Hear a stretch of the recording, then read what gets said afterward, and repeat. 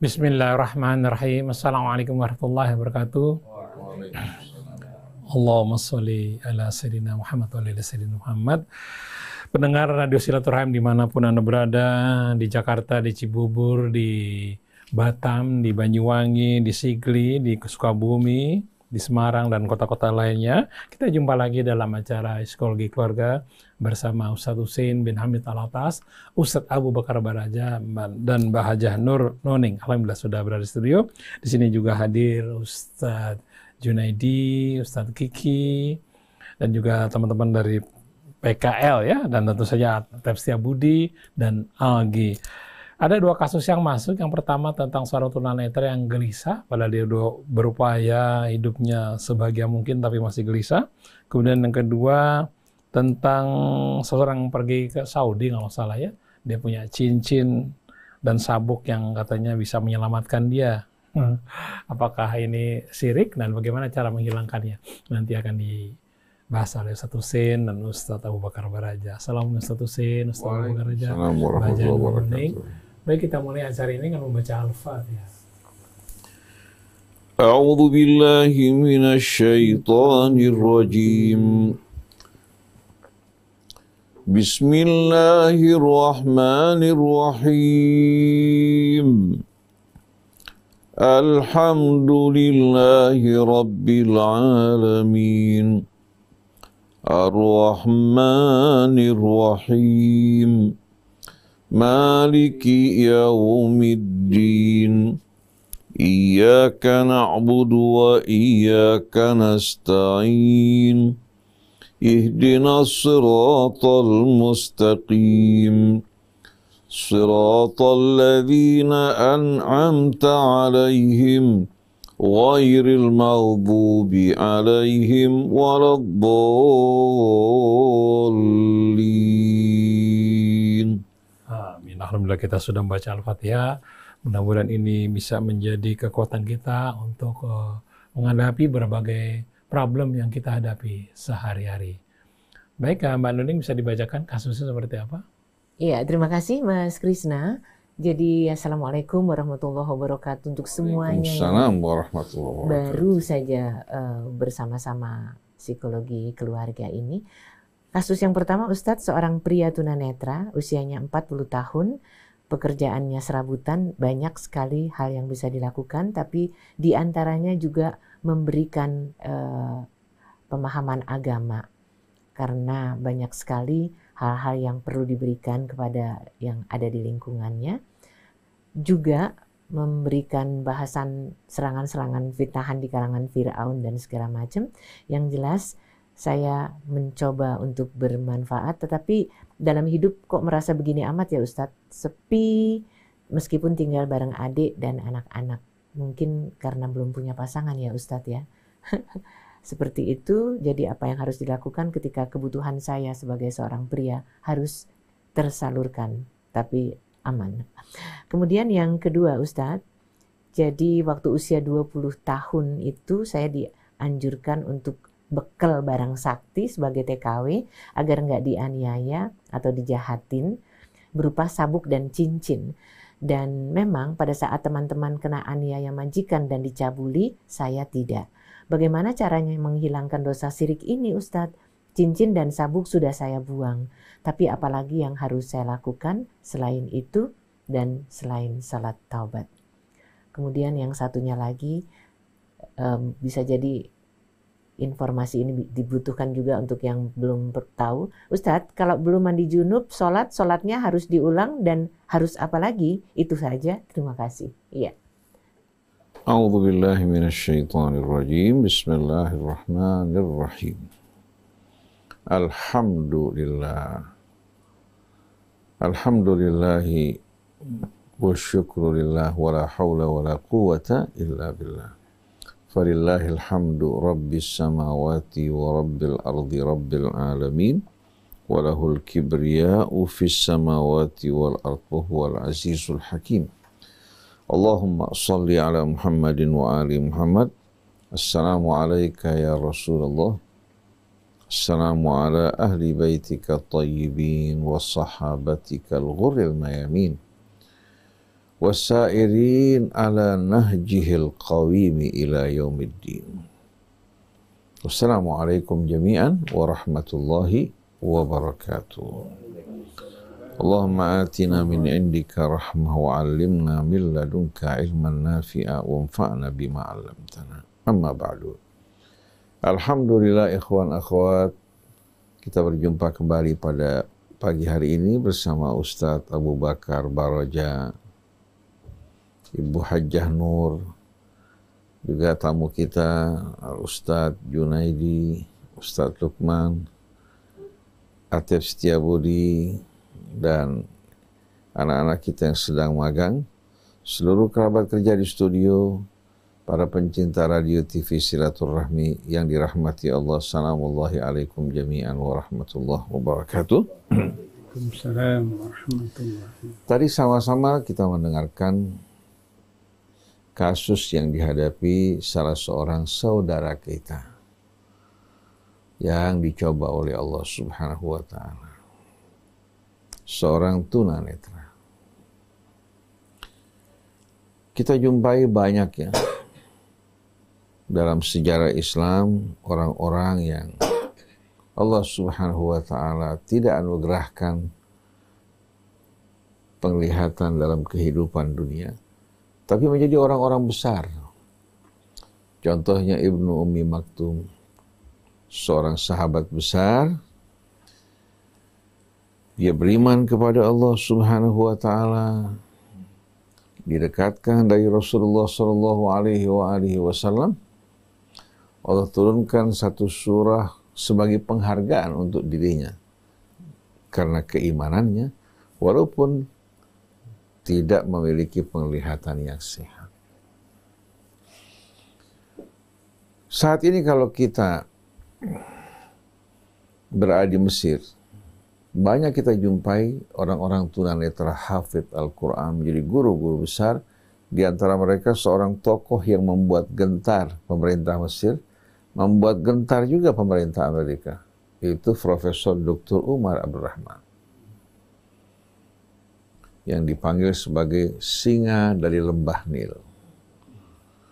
Berbagai macam tuduhan dilontarkan kepada Umar Abdurrahman, tapi tidak pernah sama sekali berhasil menjerat dirinya. Semua hanya merupakan fitnahan. Akhirnya diberangkatkan ke Amerika. Di Amerika mereka upayakan untuk mencari celah agar bisa menjatuhkan dirinya. Akhirnya terjadi ledakan di Oklahoma, dituduh dia dalang di balik ledakan Oklahoma. Tapi ternyata kaum muslimin membela dirinya, membuktikan bahwa itu bukan ulah perbuatan Umar Abdurrahman. Umar Abdurrahman mempunyai suara yang amat indah, menggetarkan kalbu. Hingga di saat dia membaca Al-Quran, itu suara yang terdengar oleh masyarakat, bergetar hati mereka. Dari masjid, suaranya dikumandangkan, sampai ke pasar-pasar hati mereka bergetar. Akhirnya karena di Amerika tidak berhasil juga untuk menjatuhkan tuduhan ya, yang menghukum dirinya, dikembalikan ke Mesir. Sampai di airport, dimasukkan dalam mobil yang tertutup. Karena apa? Karena ternyata baik itu wajahnya, suaranya menimbulkan apa? Pesona bagi orang-orang yang beriman. Pernah dituduh sebagai dalang yang memberikan fatwa terhadap pembunuhan Anwar Sadat, juga tidak dapat dibuktikan sama sekali. Jadi kita lihat bukan hanya orang-orang yang sehat matanya, sehat tubuhnya, yang menggetarkan. Tapi ternyata orang seperti Umar Abdurrahman yang tidak memiliki bola mata yang sehat, tapi ternyata Allah berikan mata hati yang sehat. Bahkan getaran keimanan bukan hanya dirasakan oleh dirinya, tapi keimanan tersebut ya, bisa dirasakan getarannya kepada orang-orang yang beriman, yang memandangnya maupun yang mendengarkan khutbah dan ceramahnya. Ini merupakan kisah Umar Abdurrahman. Ketika saya belajar di Al-Azhar dulu, saya memiliki seorang guru yang buta. Tapi ternyata dia mampu untuk menjelaskan, menerangkan satu materi kuliah, itu mata kuliah mengenai logika, hanya dalam 3 kali pertemuan. membuka mata hati mahasiswa untuk dapat memahami ya, logika yang pertama. Dalam pertemuan pertama hanya 1 jam dia menjelaskan mengenai tasawur. Setelah itu berikutnya dia bicara mengenai al-qiyas.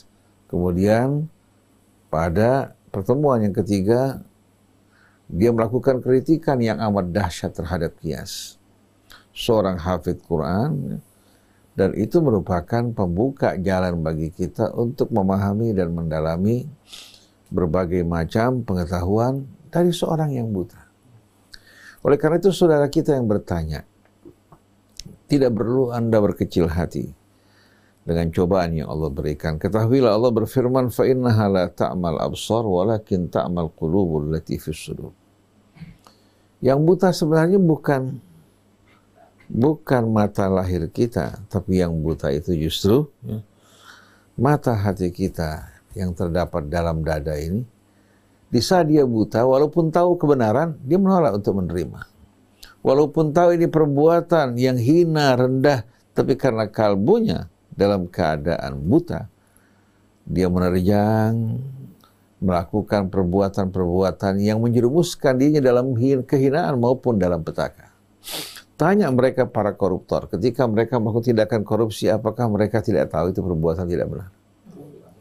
Para penzina apa tidak tahu bahwa perbuatan zina ini perbuatan tidak benar? Mereka orang yang diberikan akal tapi tidak digunakan akalnya karena akalnya dalam keadaan buta, tertutup oleh hawa nafsunya.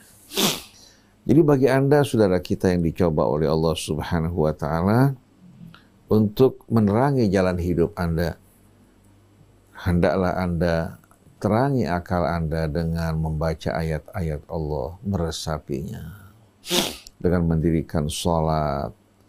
Dalam persoalan yang Anda hadapi, jangan Anda berkecil hati. Anda bisa berkomunikasi langsung dengan Allah tanpa perantara. Allah akan mendengarkan doa Anda. Allah Subhanahu wa taala akan mengabulkan apa yang Anda minta. Yang penting hati Anda betul-betul tertuju pada Allah. Dan jangan Anda ragu. Jangan Anda berkecil hati atau merasa minder di hadapan Allah. Karena Allah memandang Anda tidak seperti manusia memandang seseorang dengan melihat kekayaannya, kedudukannya, atau asal-usulnya. Allah yang menciptakan Anda amat mencintai, menyayangi Anda. Peduli terhadap Anda. Oleh karena itu, mulailah Anda menempuh perjalanan baru, mendekatkan diri kepada Allah Subhanahu wa taala, berserah diri kepadanya, menumbuhkan kecintaan kepadanya melebihi kecintaan Anda kepada selainnya. Laksanakan sholat yang Allah perintahkan, baca ayat-ayat sucinya dan resapi.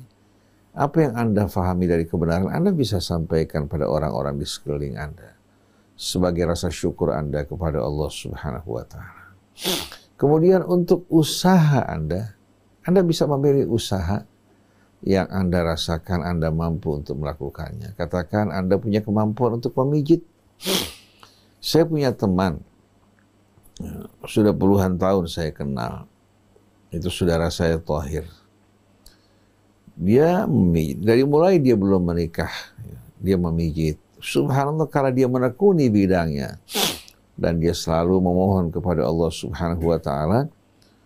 Orang merasakan setiap kali dipijit oleh dirinya, merasakan apa? Ada manfaat dan kesembuhannya. Hingga bukan dia mencari pasar, tapi justru orang yang mencari dirinya. Dia berumah tangga, memiliki anak satu persatu, dia tidak mengeluhkan kekurangan rezeki. Bahkan dia mampu untuk membantu orang tuanya. Orang-orang terkadang datang meminjam padanya, dia berikan pinjaman.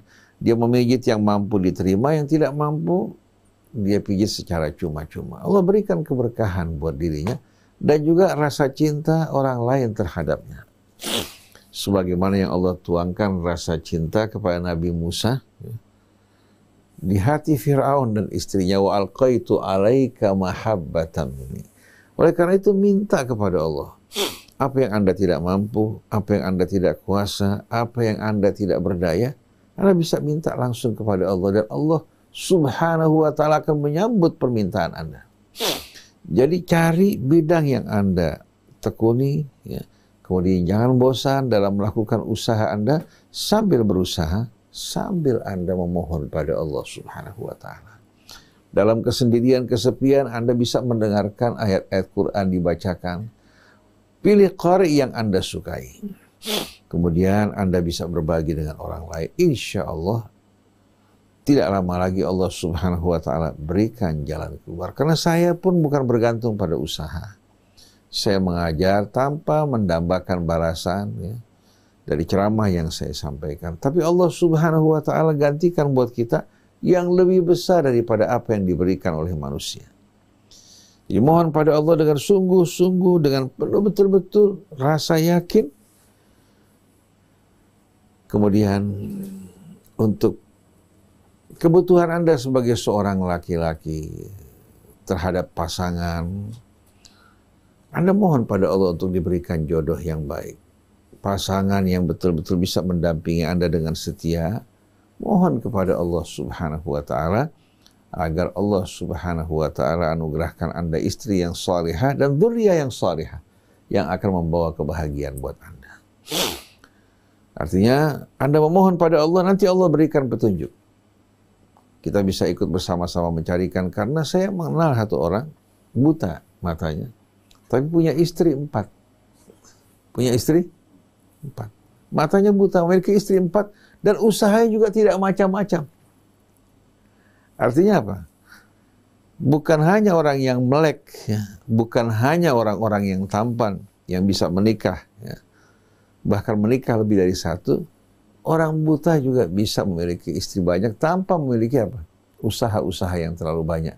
Allah berikan dia rezeki sesuai dengan kebutuhannya. Oleh karena itu, camkan di hati Anda bahwa Allah Subhanahu wa Ta'ala Maha Kuasa untuk membuka pintu rahmatnya bagi Anda. Tinggal Anda buka hati Anda, ya, dan panjatkan doa kepada Allah dan pilih usaha yang sesuai dengan kemampuan Anda yang Anda bidangi. Mudah-mudahan Allah Subhanahu wa Ta'ala berkahi usaha Anda, juga tunjukkan pasangan yang sesuai, dan Rasil mungkin juga bisa ikut mencarikan kira-kira pasangan yang sesuai buat Anda. Siapa-siapa yang berminat, ya, untuk menikah dengan saudara kita ini, bisa menghubungi Radio Silaturahim, bisa berkenalan terlebih dahulu. Nah, kalau bisa bukan tunanetra juga, biar yang satu tidak melihat, yang satu melihat. Seperti saudara kita Tauhir, ya, dia menikah dengan seorang wanita yang bukan dari tunanetra. Begitu juga ada rekan-rekan kita yang lain, istrinya bukan dari tunanetra, tapi menjadi pendamping yang baik bagi suaminya. Jadi Anda jangan berkecil hati, jangan Anda berkeluh kesah, dan jangan Anda betul-betul merasa putus asa dalam hidup ini. Ketahuilah, Allah Subhanahu wa Ta'ala yang menguji Anda sebetulnya sedang menanti doa Anda, sedang menantikan permohonan Anda. Dan jauhkan perbuatan-perbuatan maksiat yang menjadi kendala hijab turunnya rahmat Allah Subhanahu wa Ta'ala kepada kita semua. Mudah-mudahan secepatnya Anda mendapatkan pasangan yang baik. Allah bukakan pintu rezeki yang seluas-luasnya. Allah anugerahkan juga Anda dzurriyyah salihah, thayyibah, mubarakah. Apabila Anda selalu menggantungkan diri Anda kepada Allah, Anda tidak akan pernah merasa sepi. Sebagai penutup untuk Anda, ada seorang alim dan juga saleh, namanya Abul Harith Al-Muhasibi. Abul Harith Al-Muhasibi ini seorang yang dikenal betul-betul arif billah. Dia menjaga kebersihan hidupnya sampai ketika orang tuanya mewarisi harta, hartanya semua disedekahkan untuk orang-orang yang butuh. Kenapa Anda lakukan hal ini? Dia mengatakan, saya curiga, ragu dalam usaha saya punya orang tua itu bercampur dengan apa yang diharamkan Allah. Dia jaga kebersihan dirinya. Dan dia mengarang sebuah buku namanya Al-Kasbu Usaha, agar orang berusaha dari usaha yang bersih. Tapi Allah berikan dia kecukupan dalam hidup. Salah satu muridnya adalah Al-Junaid. Al-Junaid ini dikenal sebagai seorang tokoh sufi yang terkemuka yang menjadi guru dari para sufi. Al-Junaid berjalan bersama gurunya.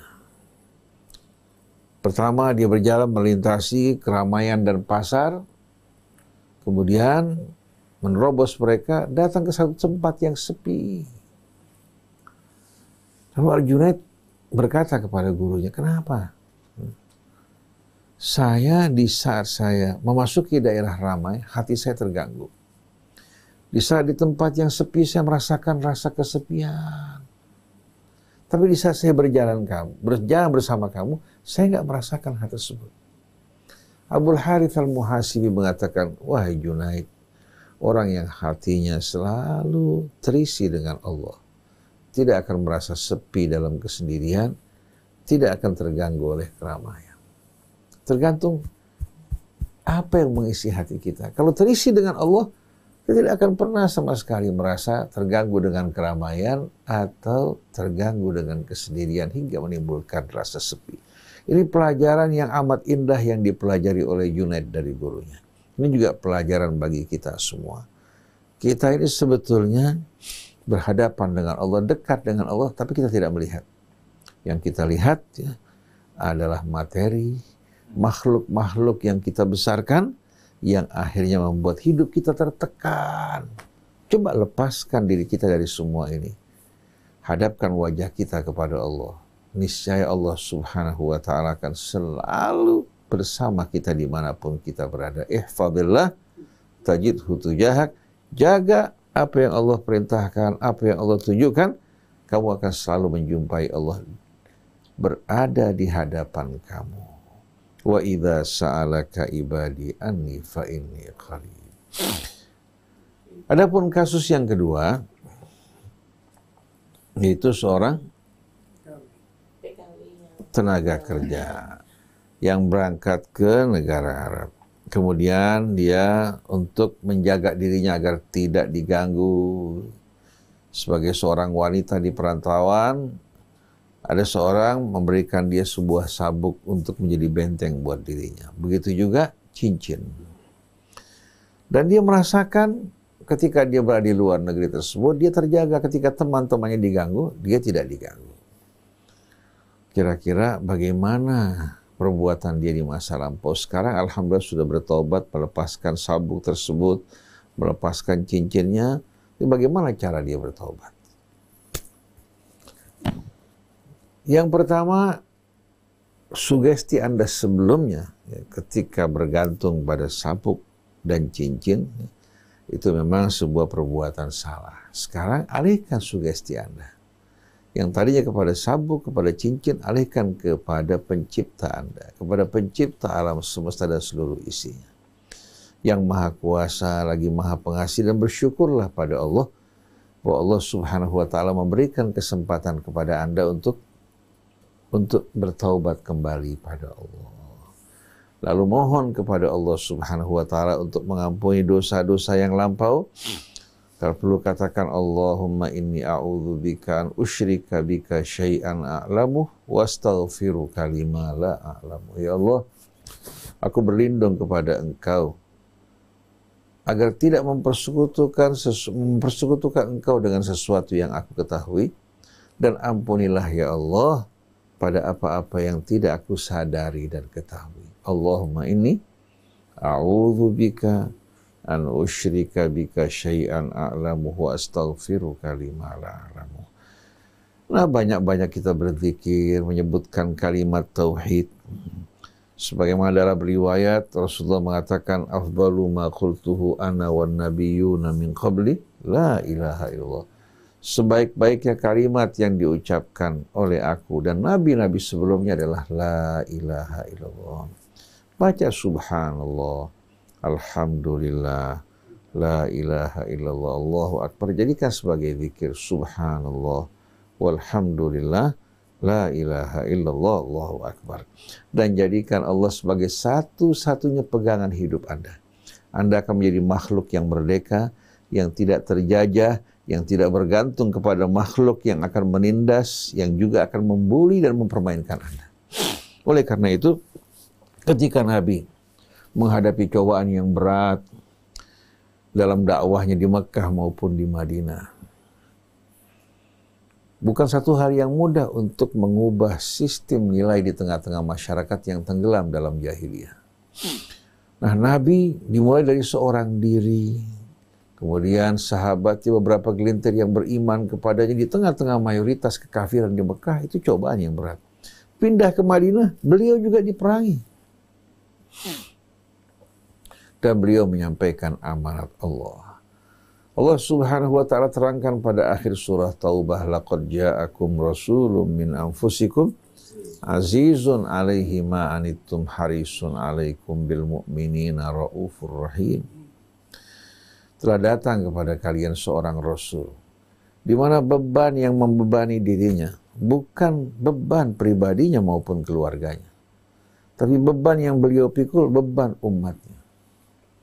Harisun alaikum, begitu pula kepedulian dan perhatiannya bukan untuk dirinya atau keluarganya semata, tapi untuk kalian umatnya.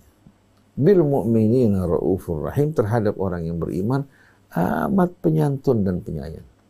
Kita tahu Ar-Rauf, Ar-Rahim, dua nama Allah.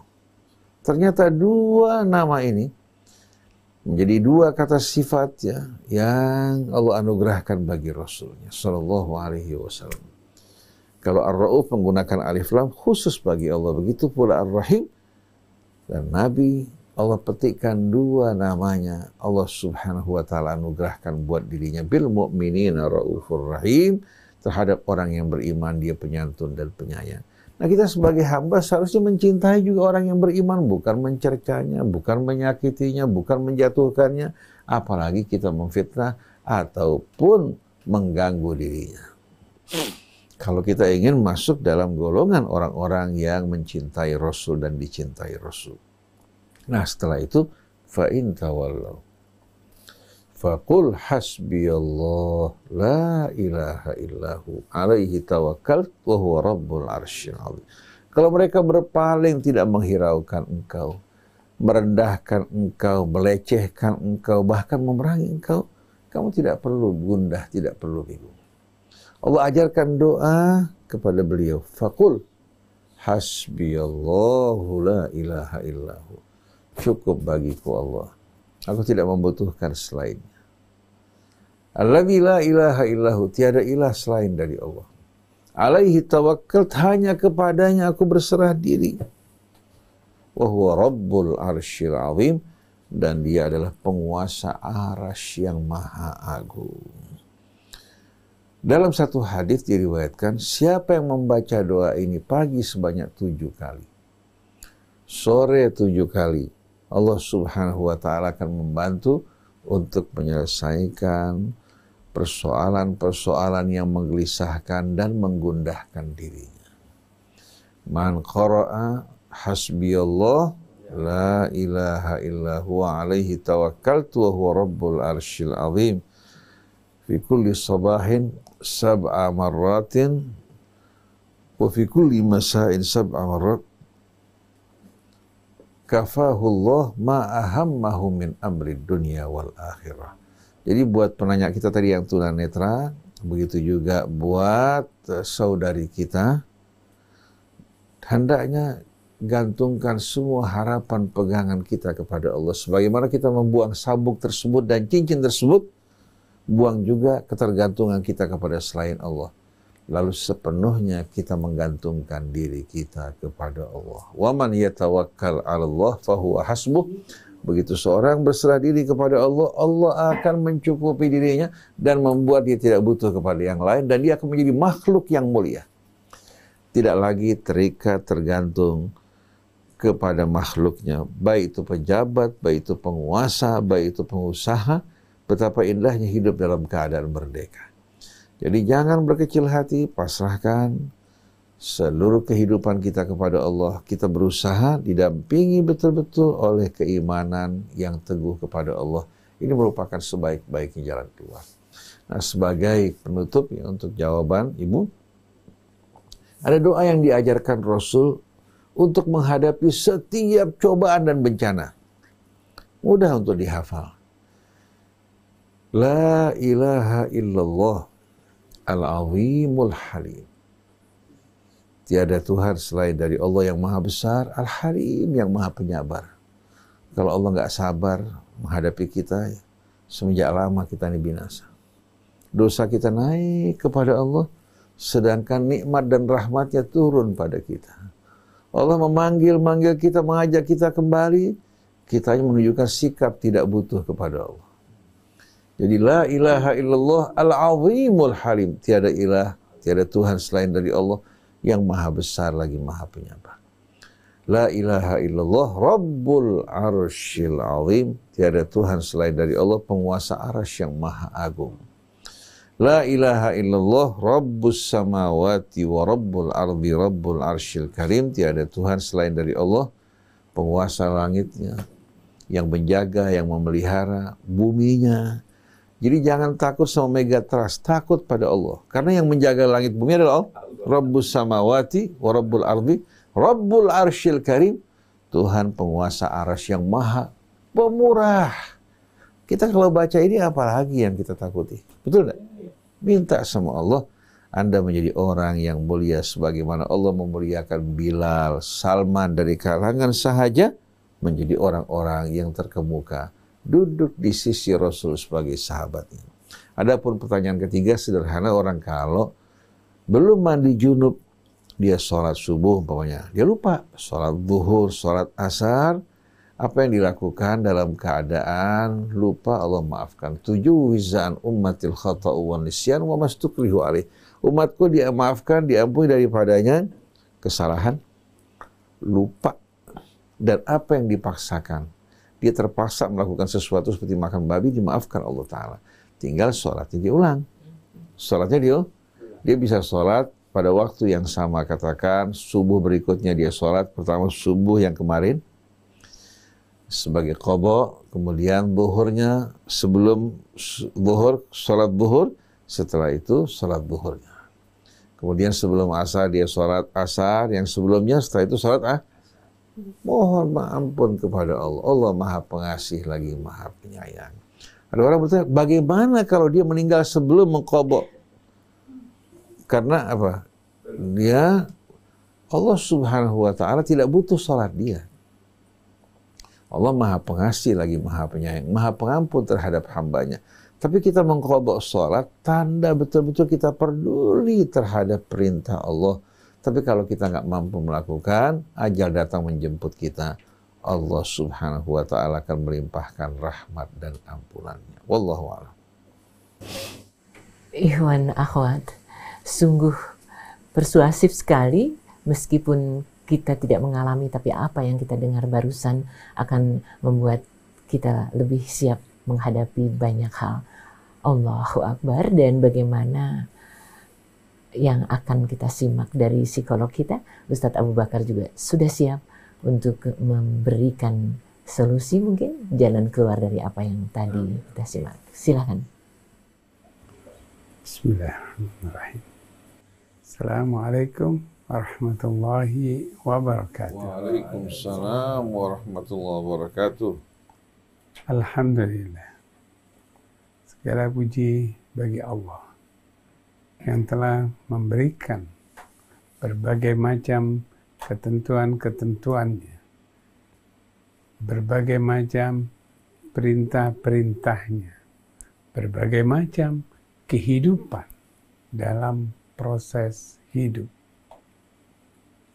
Dalam kehidupan yang begitu banyaknya, yang begitu luasnya, Allah akan berikan rahmatnya kepada semua. Dengan rahmatnya itulah orang-orang itu akan tergantung kepadanya. Rahmatnya itu mengikuti semua kehidupan. Jadi ada satu pertanyaan bahwa bagaimana dengan kehidupan orang yang buta? Orang yang buta pasti karena dia tidak mampu melihat. Dia tidak bisa melihat. Ketika dia tidak bisa melihat, apa yang dia bisa lihat? Hatinya yang bisa melihat. Pendengarannya yang begitu tajam. Jadi bukan matanya yang melihat, tapi pendengaran dan perasaannya yang begitu dekat dengan kehidupan. Oleh karena itu, mereka yang buta, maka pendengaran dan perasaan itu lebih sensitif. Dia lebih senang mendengar, dia lebih senang merasakan sesuatu. Di situ tempatnya bahwa digantikan orang yang tidak bisa melihat dengan perasaan pendengarannya yang tajam. Dengan perasaannya yang begitu sensitif. Oleh karena itu, ketika seorang yang buta tersebut mempunyai permasalahan dalam keluarga, dia tidak akan berhasil ketika dia hanya memikirkan tentang keluarga, memikirkan tentang tidak. Tetapi kalau dia tetap mengikuti aturan-aturan yang Allah sudah berikan, sebagaimana yang tadi Ustaz Husin sudah terangkan, bahwa ada seorang sahabatnya yang hidupnya berbagai macam, dia bisa menikah, dia bisa melakukan sesuatu kehidupan. Itu adalah seseorang. Dan orang-orang yang lainnya pun banyak. Tinggal bagaimana kita bisa. Loh, saya ini seorang muslim yang baik, yang selalu memberikan di TikTok, memberikan di mana-mana untuk menenangkan mereka. Itu sudah bahagia. Namun saya nggak bisa berkeluarga. Apa yang terjadi? Dia tinggal memilih, meminta siapa yang mau dengan saya akan bersamanya. Selesai. Jadi dia melihat, ya nggak melihat, dia mendengar, dia merasakan. Dengan dia mendengar dan merasakan, dia sudah bisa mendapatkan. Perlu nggak yang cantik? Perlu nggak yang indah? Nggak perlu. Dia bisa merasakan semuanya. Perkataannya, perbuatannya. Itu sudah menjadi kehidupan buat dirinya dia. Artinya bahwa orang yang dekat dengan dia pasti bisa. Tapi kemudian dia tidak mampu, dia sudah umur 40 tahun. 40 tahun dia masih sendiri. Nah, itu perlu dipertanyakan. Bagaimana dia bisa bersama dengan orang lain kalau dia tidak menyatakan? Kalau dia berani menyatakan, dia bisa menyatakan, dia mampu meluarkan kata-kata dengan baik, insya Allah dia akan mendapatkannya. Jangankan yang buta atau tidak bisa melihat. Orang yang sempurna juga kalau tidak menyatakan, nggak dapat. Jadi pernyataan itu yang penting. Menyatakan itu merupakan satu kehidupan, proses di mana dia bisa mendapatkan. Dia bisa melakukan. Kalau dia melakukan sesuatu hal yang tidak baik, karena sudah keranjingan dengan, sudah kebiasaan dengan yang tidak baik, maka dia nikmati. Maka tidak boleh. Tidak boleh melakukan sesuatu yang tidak baik. Ketika yang tidak baik itu terus-menerus kita lakukan, maka dengan sendirinya dia bisa melakukan. Dia tunggu waktunya sampai umur 40. Kesian. Lebih baik sekarang lepaskan. Katakan saya tidak akan melakukan lagi. Saya tidak akan melakukan lagi dan saya Loh, kalau nggak melakukan bagaimana hasrat kita? Ketika kita punya dorongan, kita punya semangat. Karena semangat dan dorongan itu dari perbuatan itu. Kalau tidak, dia bisa mimpi basah. Dia bisa melakukan sesuatu dalam mimpi yang namanya mimpi basah. Pada hal-hal tertentu, pada sesuatu nanti dia akan keluar dengan mimpi basah. Bisa 3 minggu sekali, bisa sebulan sekali, dia akan mengeluarkan mimpi basah.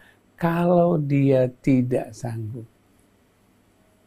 Tapi kalau sudah dikeluarkan dengan sendirinya, maka dengan otomatis dia pengen keluar lagi, dorongan itu muncul. Akhirnya kita terus melakukan. Efeknya tidak baik. Dan akhirnya pun tidak dapat orang yang lain. Karena sudah menikmatin dengan hal-hal yang tidak baik itu. Kalau kita tidak melakukan itu, kita tidak pernah melakukan itu, maka dengan sendirinya kita akan mencari. Kita akan dapatkan seorang wanita. Pastikan itu. Jadi yang lebih baik berkata, menyatakan bahwa saya ingin menikah. Sama siapa? Mencari yang lebih baik. Insya Allah bisa dapat. Insya Allah. Dan yang kedua, dari orang-orang yang TKW, yang mempunyai aling-alingan, berbagai macam, dari benda, dari cincin, dari sabuk, dari sesuatu agar supaya tidak diperlakukan. Bisa tidak diperlakukan, bisa diperlakukan, bisa. Kalau orang yang lebih jahat lagi, dia bisa melakukan. Kebetulan dia tidak bisa dilakukan. Dia masih percaya sama cincin, sama sabuknya. Dia masih percaya.